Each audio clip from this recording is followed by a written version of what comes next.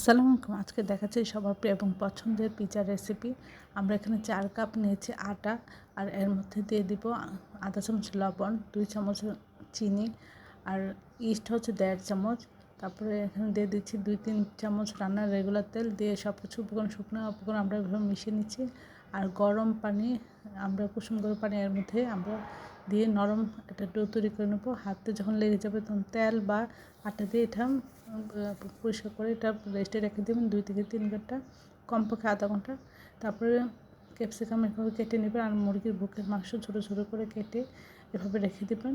তারপরে আমরা একটু এটা রান্না করে নেব। তেলের মধ্যে পেঁয়াজ কাঁচামরিচ দিয়ে আধা চামচ আদা বাটা, রসুন বাটা দিয়েছি। তারপরে মাংস দিয়ে এর মধ্যে আধা চামচ হলুদ গুঁড়ো, আধা চামচ মরিচ গুঁড়ো, আধা চামচ লবণ, আধা চামচ ধনিয়া গুঁড়ো, আধা চামচ জিরা করে সব কিছু দিয়ে এভাবে একটু জাল করে সবজি দিয়ে এখানে দিয়েছি ক্যাপসিকাম, মটরশুঁটি আর গাজর সব কিছু দিয়ে এটা রেস্টে রেখে দিয়েছি।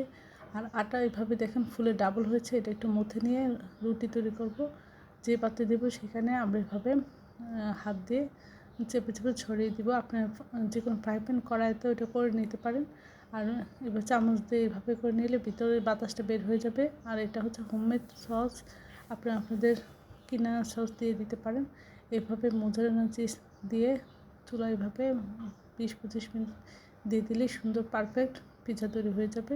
এটা দেখতে যতটা সুন্দর, খেতে অসাধারণ হয়েছিল। এটা দেখে বোঝাই যাচ্ছে না যে বাসায় তৈরি মনে হচ্ছিলো। এটা দোকান থেকে কিনে নিয়ে আসা হয়েছে।